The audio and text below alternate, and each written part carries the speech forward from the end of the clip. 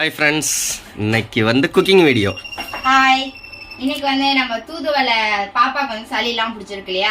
இது வந்து சளி காய்ச்சல் ஜுரம்லாம் இருக்கிறவங்களுக்கு வந்து இந்த மாதிரி செஞ்சு கொடுத்தோம்னா அந்த சளி இருமல் காய்ச்சல்லாம் சரியா போகும். அதுக்காகத்தான் என்னடி செய்ய போறேன் இந்த மாதிரி செஞ்சு கொடுத்தா? இந்த மாதிரி தான் சொல்ல வரேன். அதுக்கு தான் நம்ம என்ன செய்ய போறோம்னா தூதுவளை துவையல் செய்ய போறோம். அது செய்யறதுக்கு தான் எல்லா பொருளும் நம்ம பார்க்க போறோம். தூதுவளை துவையல். அதுக்கு முதல்ல தேவை என்னன்னா நல்லெண்ணெய் ஒரு 2 ஸ்பூன், நல்லெண்ணெய். அதுக்கப்புறம் உளுந்து ஒரு 3 ஸ்பூன், உளுந்து 3 ஸ்பூன்.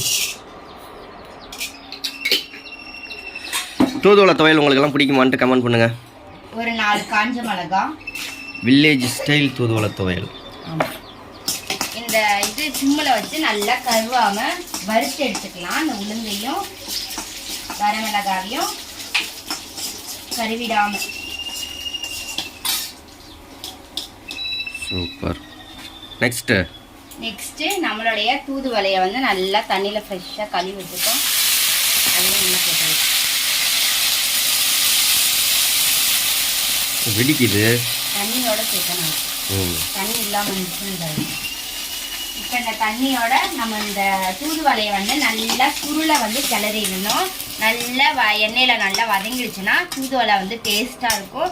அதே சமயம் இந்த இலையெல்லாம் வந்து நல்லா சுருங்கி வந்தோம்னா நல்லா இருக்கும். அது கூட வந்து ஒரு கொஞ்சோண்டு தேங்காய், 1/4 மூடி தேங்காய் வந்து எடுத்து வச்சிருக்கேன். அந்த தேங்காவையும் நம்ம வந்து அப்போ இது வந்து தூதுவளை தேங்காய் துவையலா? தூதுவளை துவையல், தேங்காய் துவையல்லாம் இல்லை, தூதுவளை துவையல்.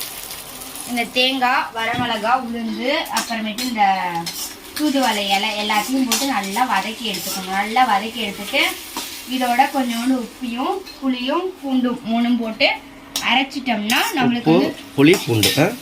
ஆமாம், அவ்வளோதான். இதை வதக்கிட்டு அதையும் போட்டு நம்ம அரைச்சிட்டோம்னா நம்மளுக்கு வந்து தூதுவளை துவையல் வந்து ரெடி ஆகிடும். அது கூட வந்து 1 ஸ்பூன் எண்ணெயும் கொஞ்சோண்டு கடுகும் கொஞ்சோண்டு கருவேப்பிலை சேர்த்துட்டோம்னா இன்னும் டேஸ்ட்டாக தாளிச்சோம்னா நல்லா இருக்கும். அவ்வளோதான், ப்ராசஸ் முடிஞ்சிச்சு.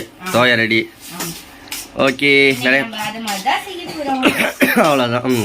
சரி, செய்யுங்க பொறுமையா. கண்டிப்பா ஒரு தடவையாவது உங்க வீட்டுல தூதுவளை கிடைச்சாலும் சரி, உங்க கடைகள்ல இங்க ரோட்ல உட்காந்து பாட்டிங்கள்ட்டலாம் தூதுவளை கிடைச்சிச்சு அப்படின்னா கண்டிப்பா இது மாதிரி ட்ரை பண்ணி பாருங்க.